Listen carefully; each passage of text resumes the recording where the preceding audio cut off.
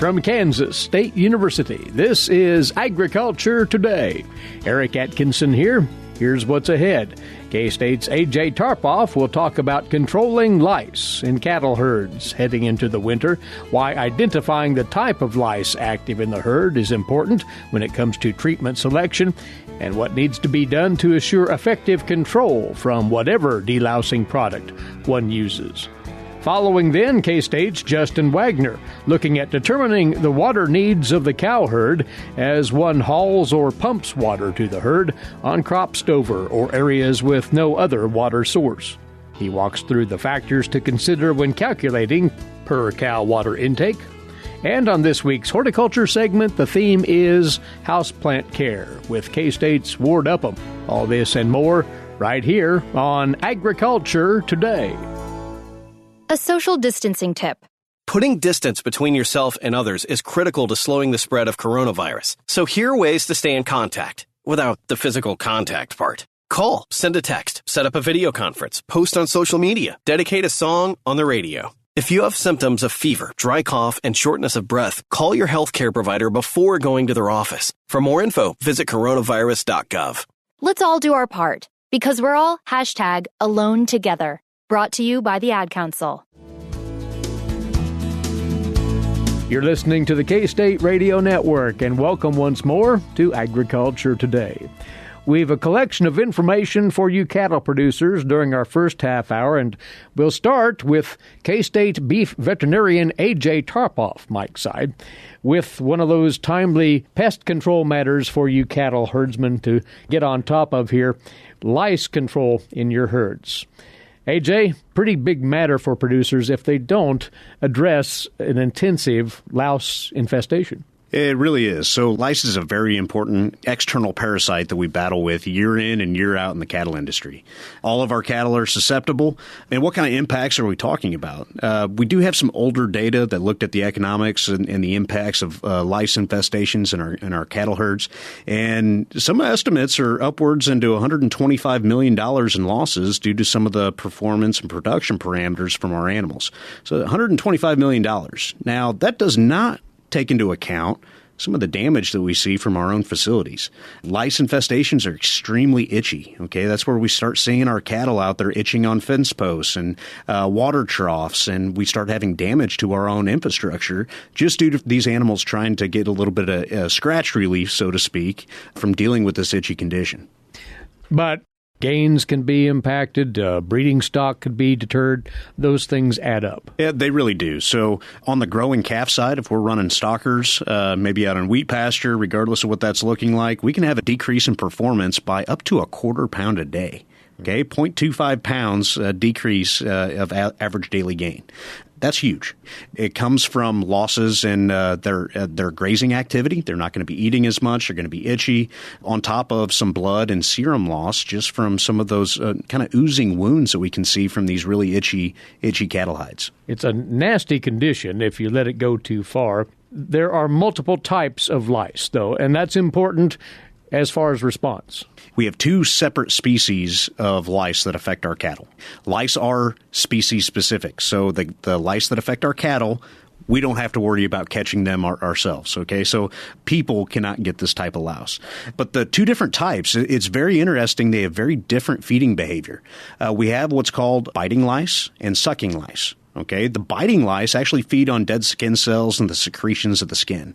So they live purely on the outside of the animal.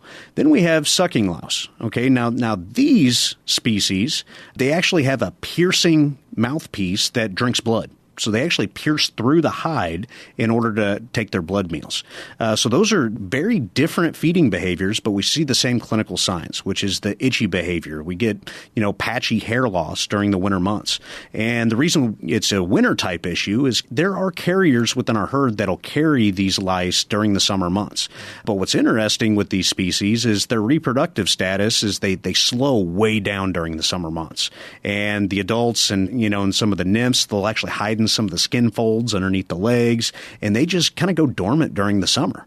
But now that we're into the fall season, we're starting to have cooler nights, we're having cold days. Now is when their reproductive performance kind of kicks into gear. That's why it's more of a wintertime concern. So yes, we have different types.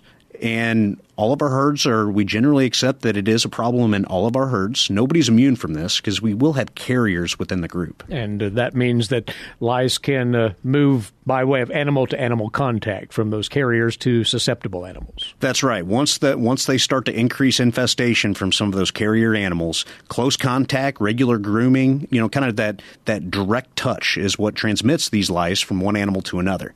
Now, lice live their entire life cycle on the animals.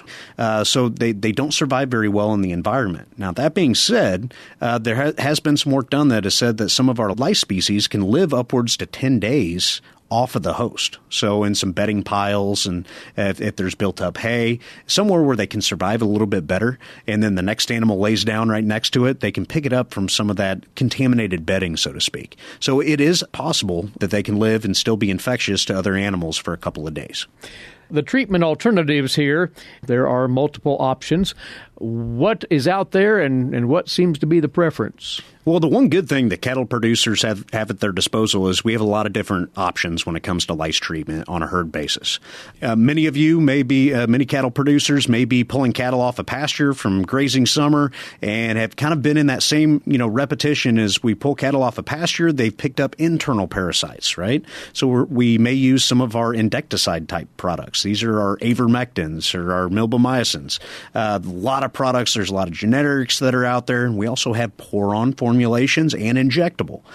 So we do have a lice label on most of those products. Okay, so not only do they work against the internal parasites, but we also have activity against some of those external parasites. One word of warning, a lot of producers may use an injectable formulation of these deworming products. Now, the injectable formulations, they get systemic. We have blood levels that actually carry that drug throughout the bloodstream.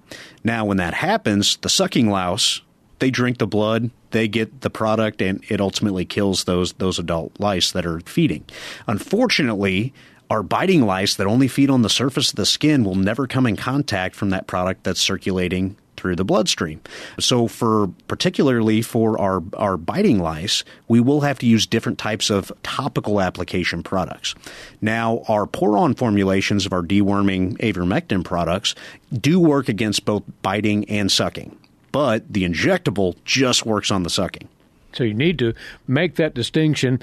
When using a topical, though, it's imperative you save universal coverage of the animal. There are. So we have more options than just our avermectin products. We have a numerous lice treatment products that are very similar chemicals to what we treat for flies, horn flies during the grazing season.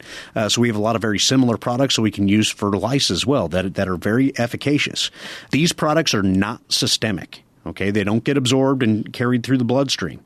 So if we're using any type of topical application, we need to be very critical on how we apply it to the cattle. Since they work by contact, the chemical has to come in contact with that louse. We do have to get full coverage on the animal. If you read the label insert, you will see that topical applications do require that we spread that product from the back of the head, the poll of the animal, all the way down to the tail head. Then it's able to use gravity and kind of get a full coverage on that animal. So it is very important to make sure that we get full coverage. We don't want to build up all the product and, right over the withers. I know that's easy to get to in the chute, but we really have to spread that from the back of the poll all the way down to the tail head. One way that I work with producers to ensure that we get full coverage on animals, especially with some of our newer topical products that are very low dosage, I like to take the application gun and cut it in half for what they actually need, and I apply it twice. Okay, so we still get the same amount of product, but it kind of forces us to go from the tail head to the withers, refill the barrel on the syringe, and then we can go the rest of the way down to the tail head. It's a quick, easy way to kind of keep us focused and reminding that we need to get full coverage. What about in either case, the topical treatment or the injectable, AJ, the need for retreating somewhere on down the line in a few weeks or deeper into the winter? Will that be necessary? Possibly. Okay. And there's a number of reasons for that. The number one issue, even when we treat properly now in the fall, and we can still see some lice outbreaks in January or February. Okay. That's not unheard of. There's a lot of reasons for that, and here's a few of them.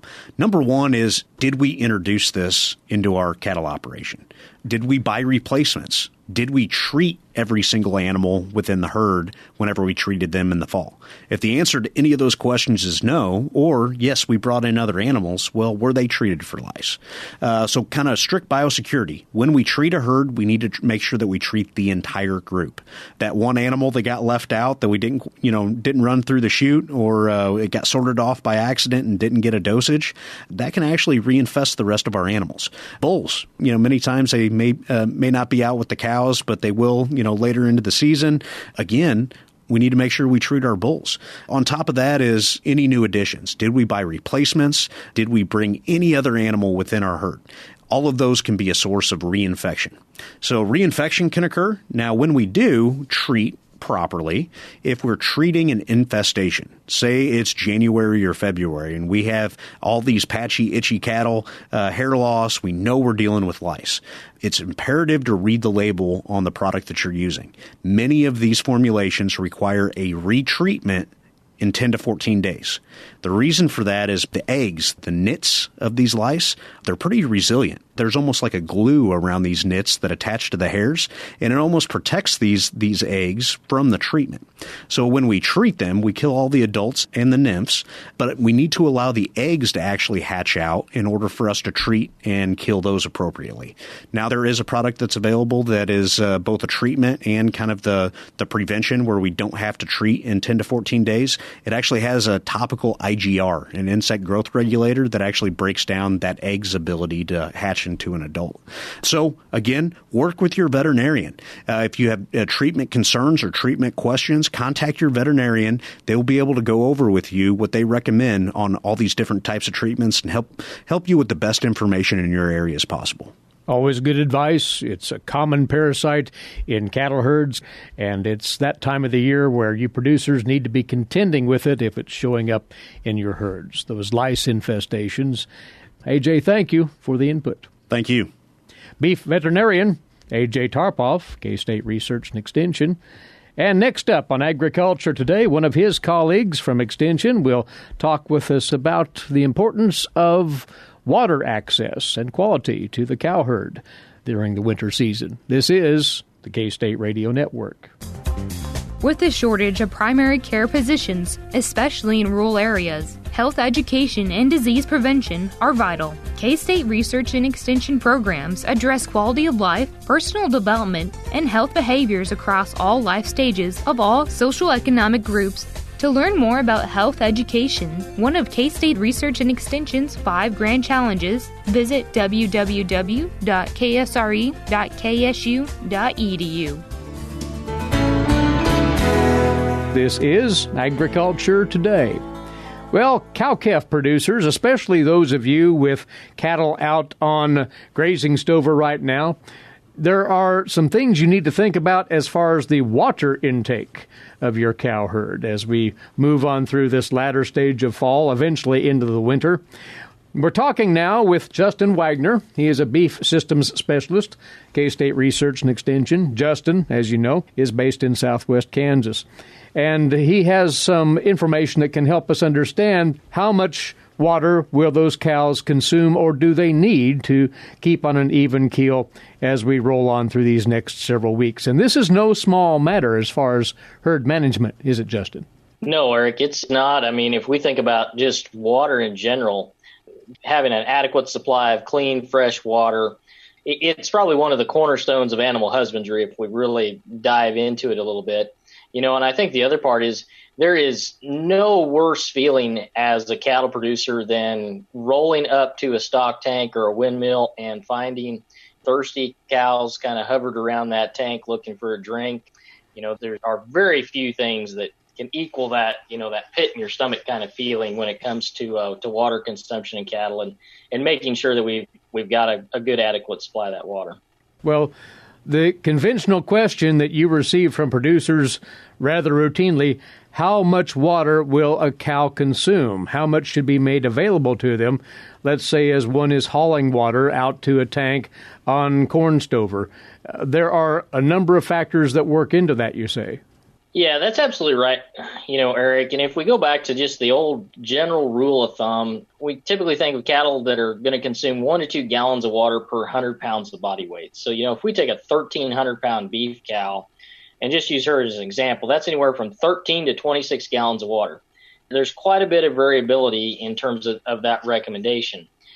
We know that voluntary water consumption it's difficult to predict, first of all, but that's in part due to the fact that it is determined by a number of factors. If we consider ambient temperature, the moisture, as well as the salt composition of the diet, body weight, whether those cows are lactating or not, or if they're dry cows. So we've got, obviously, lactation is going to increase those water requirements as well. So there's actually quite a reason behind those ranges is just due to the fact that we've got a lot of variables that can influence ambient or voluntary water consumption in those cows. Let's stay with the ambient temperature side of that for a moment. There is something of a ground rule that research has shown to be good to follow here, you say? Sure. And if we use kind of 3 temperature breaks, if you will, or, criteria, we look at where we've got average daily temperatures around 40 degrees, so very similar to what we would be. Moving into this time of year in December, we typically see highs in the 40s or 50s. And then we get into the cows, as we increase that temperature, say 65 degrees or 90 degrees. If we take that 1,300-pound cow, a dry cow, and it's 40 degrees in terms of the average daily temperature outside, that cow is going to consume around 9 gallons of water a day. If we increase that temperature up to 90 degrees, that same cow is going to require a little over 14 gallons of water a day. So it does fall within that general, recommendation of 1 to 2 gallons per 100 pounds of body weight, but it's not anywhere near that 26 gallons that we'd figure on the upper end of that. Now, is that 26 gallons of water consumption certainly possible? Yeah, absolutely, especially as we get above temperatures above 90 degrees in the heat of the summer, et cetera. If we take that same 1,300-pound cow and now we add 25 pounds of milk production, say peak lactation here, once again, early calver, maybe it's 40 degrees. We're looking at 14.5 gallons of water per day to sustain that cow. If it gets warmer and we go up to the 90-degree kind of threshold, we're bumping that 20 gallons of water consumption per day. By the way, there's a really good table that covers the cow weight, whether they're lactating and to what extent, and those average daily temperatures found in the most recent Animal Sciences and Industry newsletter that you might want to reference, producers. Want to ask you, though, about the actual feed stuff that the herd is consuming at that moment. That will figure in here somehow, won't it, Justin? Yes, and we often think that our research and knowledge of beef cattle production is relatively complete. That's one of the misconceptions that I think producers have. And actually, as we get into voluntary water consumption across a lot of different production scenarios, we do have some gaps in our knowledge. And so, there are formulas where we can predict what water consumption is going to be in a feedlot situation where we do know the dry matter content of the ration. However, as we get into those more extensive production environments, say like wheat pasture versus corn stalks, where we've got a little more variables to deal with in terms of what that forage moisture content might be, it gets a little more difficult for us to predict that. From a practical standpoint, absolutely. If those cows are consuming a very lush green forage-based diet, they're going to get some water in their diet, and it's very likely that their voluntary water consumption is going to be lower when consuming that kind of diet. But in terms of actually putting a number to that and figuring out, that's a little bit more difficult, and in some cases would just be very difficult for us to predict. For a lot of times with producers, especially as we look at the situation where we're grazing corn or milo stocks this time of year, a lot of times I found a 1,300-pound beef cow, non-lactating dry cow, I'd figure 12 gallons of water per day. That's what I would be trying to target and put in the tank if I was hauling water, knowing that that's probably going to be more water than what that cow's likely going to consume at the temperatures and with where that cow would be at under normal circumstances. So kind of erring on the side of providing a little bit more water than what those cows would need. Well, we're talking about how much to provide the herd and how much consumption to expect of the given animal. But there is this matter, Justin, of assuring access to the water itself. That's something that producers may actually overlook and maybe need to pay more attention to, you say. That's right, Eric. I mean, there's two questions that kind of go hand in hand. One is, how much water will a tank hold? Okay, so if you take just an average 12-foot stock tank that's going to have 24-inch sides, that tank is going to hold 1,691 gallons of water if we do the math. that would supply enough water for 85 1,300-pound lactating beef cows producing 25 pounds of milk on a 90-degree day.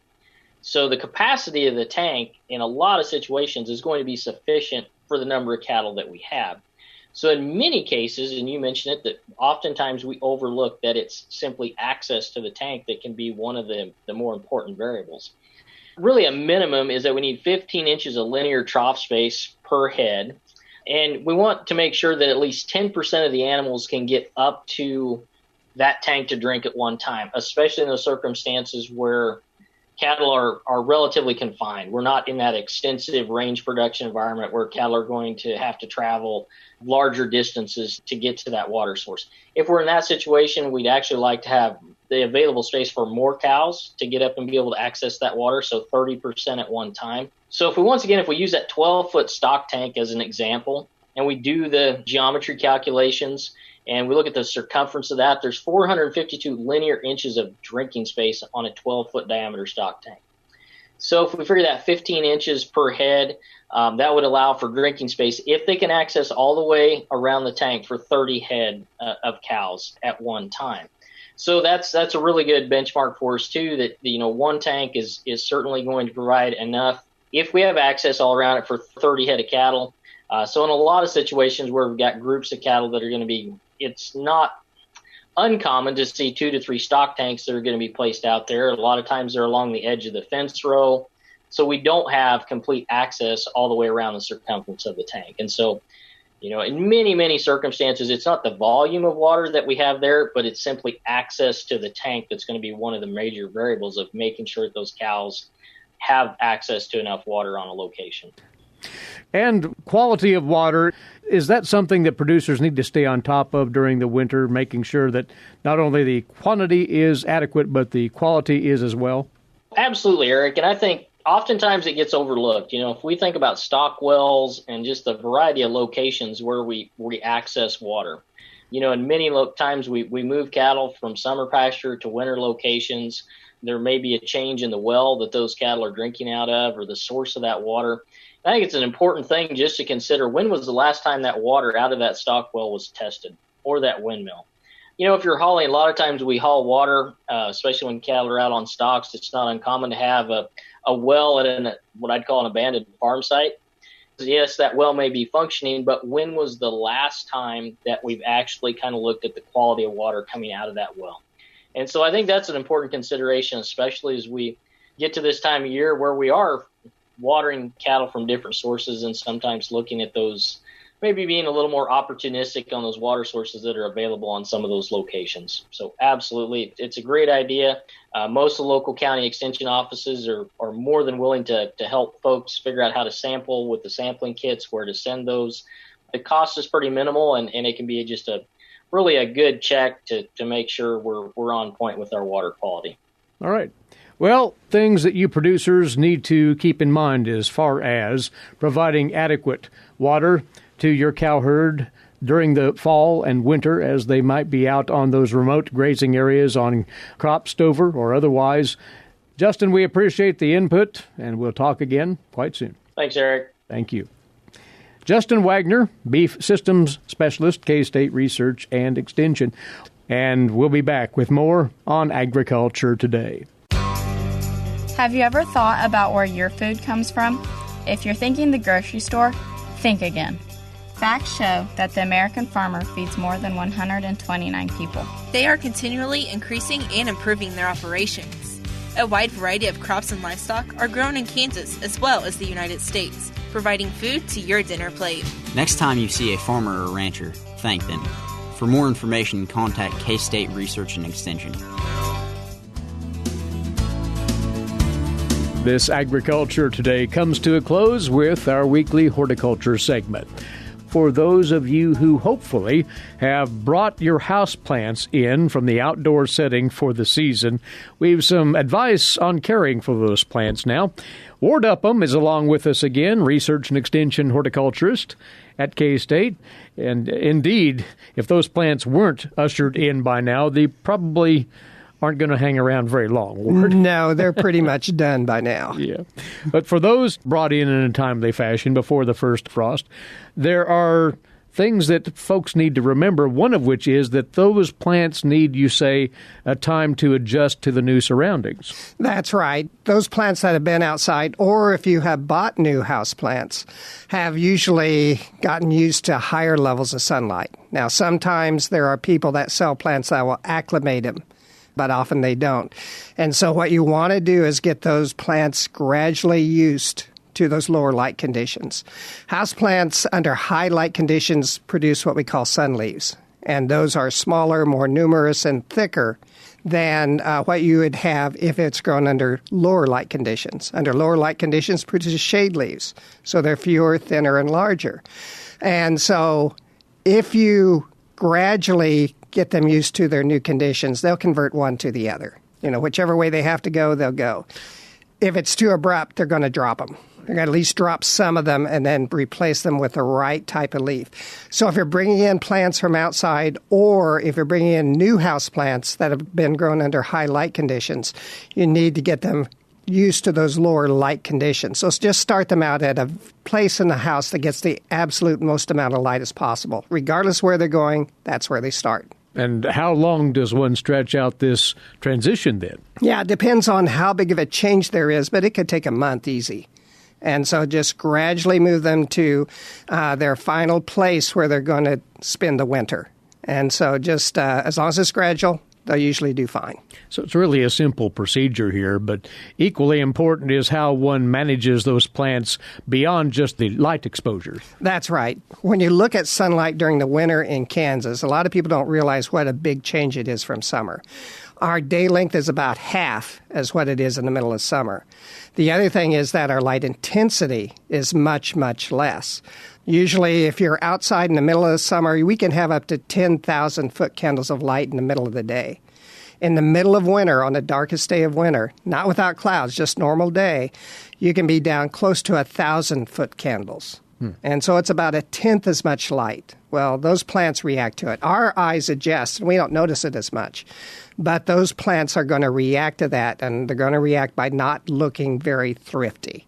And so that low light level really does make a difference to them. So take care of that appropriately. It's not that difficult a procedure, but you need to allow those plants to adjust to the lower light environment through the winter. Also, that relies on good winter care tips. A lot of plants, Ward, get abused during the colder months. It's abuse, but it is actually trying to give them too much care. The first thing people tend to do is when those plants start looking a little peaked, is they're going to water them and they're going to fertilize them. And the problem isn't a lack of water. It isn't a lack of fertilizer. It's a lack of light. And because it's a lack of light, those plants are using less water and they're using less fertilizer than they would like in the middle of the summer. And so if you're watering, just make sure that plant needs water. Okay, just stick your finger into that medium, maybe 1/2 to 1 inch deep. If it's dry, it needs to be watered. But water it thoroughly. Water it so that some water comes out into the tray underneath, and then discard that water. But it's going to be a lot less watering than you do in the middle of summer. As far as fertilization is concerned, usually I tell people like in November and February, if you fertilize at all, you fertilize at 1/4 of the normal rate. And then December and January, don't fertilize at all. Those plants just aren't using the fertilizer. The problem with too much fertilizer is fertilizers are salts. And if you continue to fertilize like you do through the rest of the year, those salts build up and you burn roots. And so you're actually damaging that plant by adding too much fertilizer. So just be very careful about doing too much fertilizing, too much watering. Those plants are going to perk up once the sunlight comes back into higher levels, once we get into late February, early March. Minimalize that care.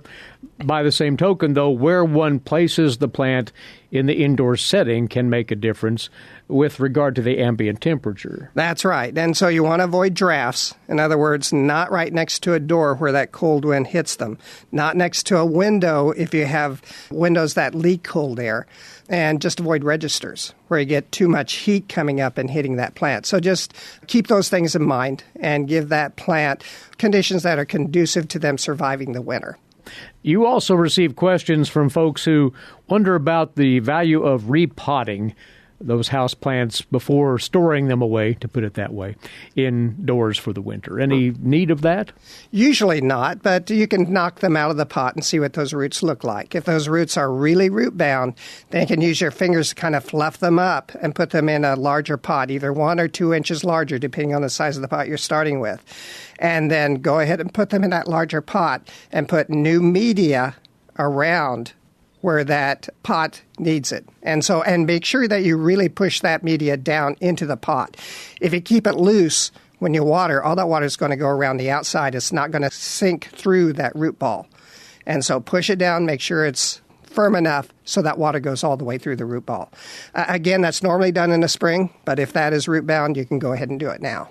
And to re-emphasize something that we've spoken of many a time, when you say appropriate media, that's potting soil, not soil from the outdoors. That's right, not garden soil. It's way too heavy for use for these plants. These plants need oxygen just as much as they need water. And since they're in a very limited place where they can have their root system, that needs to be a very well-drained, very well aerated area. And so potting soil provides that. Garden soil does not. Well, they can be easy keepers, can those potted plants indoors for the winter, but to just follow these simple steps, again, starting with that transition to a lower light level and then moving forward with the occasional, stressing occasional watering as need be. Ward, thanks for coming over. You bet. Ward Upham is a horticulturist with K-State Research and Extension and a regular guest on our weekly horticulture segment, which concludes our Thursday edition. Please be tuned in tomorrow for our weekly grain market segment with K-State's Dan O'Brien, Mary Knapp on Kansas agricultural weather, and more right here. Until then, Eric Atkinson bidding you a good day for Agriculture Today. This is the K-State Radio Network.